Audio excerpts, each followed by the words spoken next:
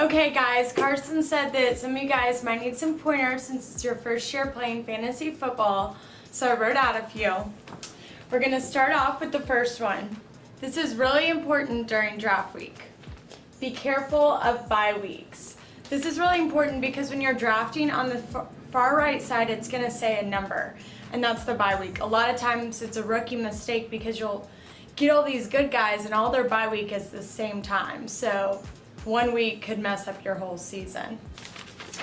The next one is draft the best player available.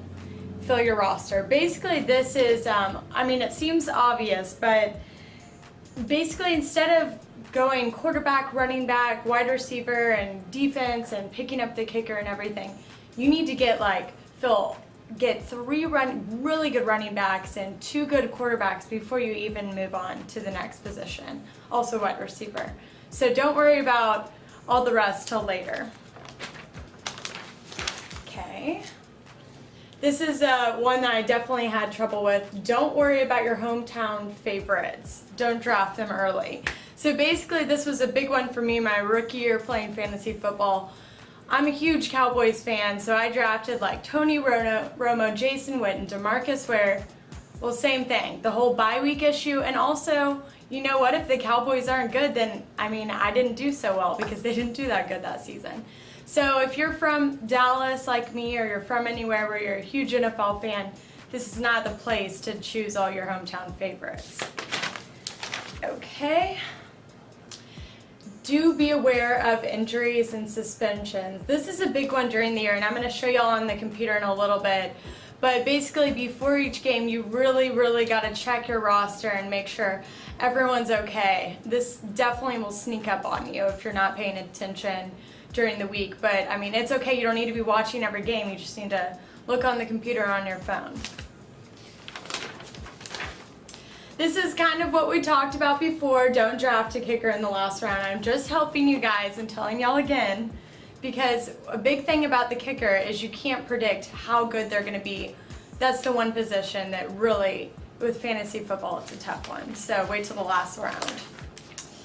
Okay, number 6, we kind of talked about this a little bit, but another reminder, games start Thursday, so be aware.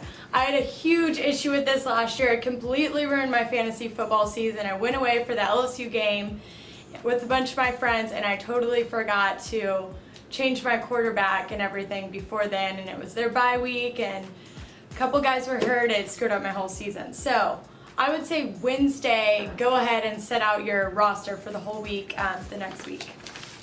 Number 7. Have fun and roll tide since this is an Alabama league. Okay, now let's move on to where I'm going to show you how to do everything on the computer. Okay, next, my team. This is really important. This tab is going to be your very best friend, or if you're on your phone, that'll be your best friend too. It's basically the same on the phone. So here you go. You can see this is my roster, all the guys I drafted. Right here, the P. That means that he's probable. If there's any type of red letter next to it, sometimes it'll say like O for out, P for probable, and then you can click on this right here and I'll tell you what's wrong with him, and like it says Miles Austin has a hamstring, was limited in practice Friday, so obviously I wouldn't play him. But basically the important things you need to know about this are moving players. So say I had Miles Austin at wide receiver. Then the way for me to move him onto the bench would be I would just click move, and I guess I'm gonna put Miles Austin in. Okay, so Miles Austin is here. I'm gonna move him onto the bench because he's hurt. Move, and he's on the bench. Awesome. Okay, now another big thing to look at here is, like we talked about earlier, the bye week. So just make sure when you're looking at all this that there's no bye week. Obviously there's none for these guys. A cool thing to look at is right here. You can see what their opponent's ranking is.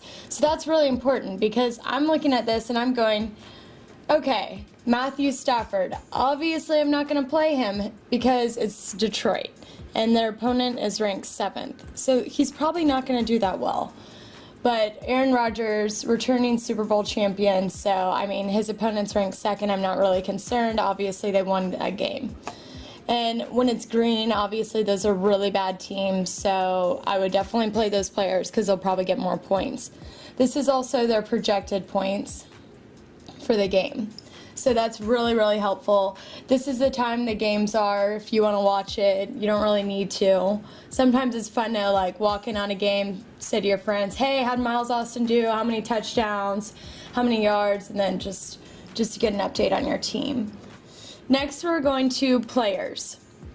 These are all the free agents. So say one week, I only drafted one kicker. So say one week it's his bye week.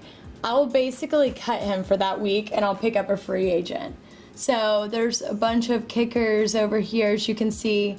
You just click that green dot add, and you can do that for any of these positions. There's a lot of good guys out here. A lot of times, Donovan McNabb. See, his starting quarterback wasn't drafted. John Kitna, he was great last year when he was playing as backup. Yeah, so this can be really helpful, the free agents. You can also select it by position. Okay, next is standings. This is really helpful because you can click on, you can see how well your team is doing. Obviously, this weekend all the games haven't been played yet, but it bolds where I am within all the people in my league. So in the East, even though no games have been played yet, it's saying I'm 3rd, and then basically it's very helpful. Okay, scoreboard. This is another important one. Scoreboard.